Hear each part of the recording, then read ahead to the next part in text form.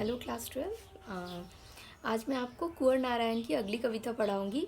बात सीधी थी पर। यह कविता संग्रह कोई दूसरा नहीं से लिया गया है।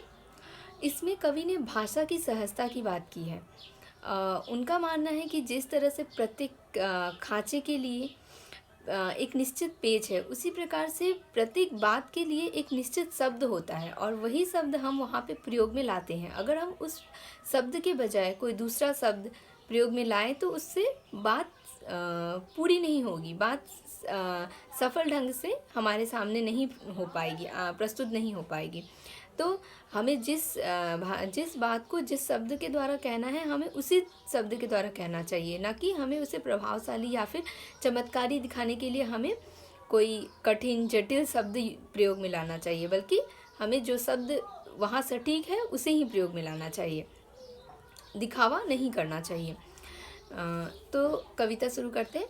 बात सीधी थी पर एक बार भाषा के चक्कर में जरा टेढ़ी फंस गई।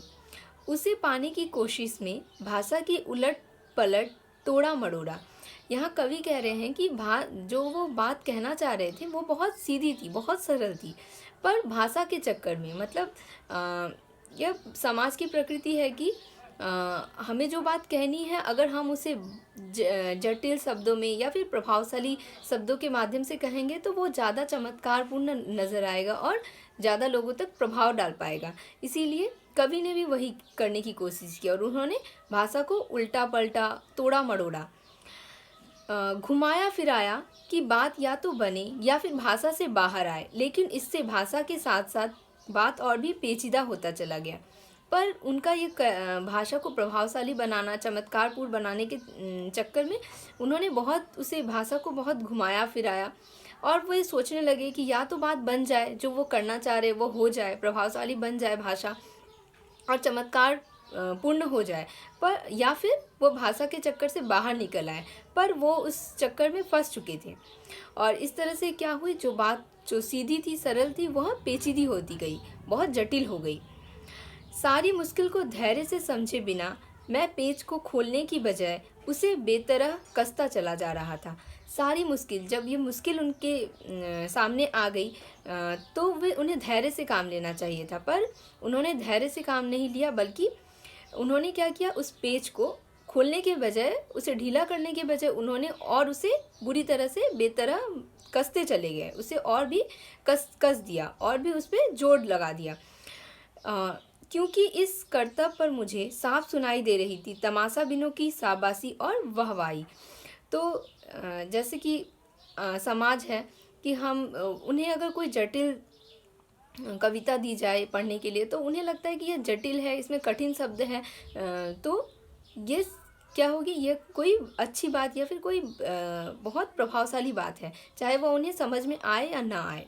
तो यही हो रहा था, कवि अपनी सरल बात को कसते चले जा रहे थे, भाषा से उन्हें जटिल बनाते चले जा रहे थे और उन्हें वो जो उनका तमाशा देख रहे थे वे उन्हें शाबाशी दे रहे थे और यह आवाज़ उन्हें लगातार सुनाई दे रही थी। आखिरकार वही हुआ जिसका मुझे डर था, जोर जबरदस्ती से बात की चूड़ी मर गई। आखिरकार कवि को जो डर था वही हुआ, बात की चूड़ी, अर्थात बात का जो मूल्य है, बात का जो भाव है, वह मर गया। जिस प्रकार से पेज में चूड़ी बनी होती है, उस चूड़ी की बात यहाँ तुलना की गई है बात के मूल भाव से, और वह भाषा में बेकार घूमने लगी। हारकर मैंने उसे कील की तरह उसी जगह ठोक दिया, ऊपर से ठीक ठाक, पर अंदर से न तो उसमें कसाव था। तो कवि ने क्या किया, जब बात उनकी भाषा के में ऐसे ही रह गई और वो भाषा में बेकार ही घूमने लगी, तो उन्होंने हार कर क्या किया, जिस तरह से हम जब हार जाते हैं और किसी चीज़ को जोड़ना चाहते हैं पर वो जुड़ नहीं पाती, तो हम क्या करते हैं, उस कील को उसी जगह जैसे तैसे ठोक देते हैं। तो कवि ने भी वही किया, उस कील को, उस भाषा को उन्होंने जैसे तैसे वहीं ठोक दिया, जो ऊपर से देखने में तो कैसा लगता है, देखने में अच्छा लगता है, पर अंदर से उसमें कसाव नहीं होता, कोई कसाव, कोई जुड़ाव नहीं होता है। बात ने, जो एक शरारती बच्चे की तरह मुझसे खेल रही थी, मुझे पसीना पोंछते देखकर पूछा, क्या तुमने भाषा को सहूलियत से बरतना कभी नहीं सीखा? जो बात अब भाषा अभी तक उनका खेलना देख रही थी, कि वह किस तरह से भाषा के जरिए अपनी बात को, सीधी बात को कहना चाह रहे हैं, पर वो समाज के प्रभाव में आकर उसे प्रभावशाली और चमत्कारपूर्ण बनाना चाहते थे। तो इस तरह से खेल खेल में ही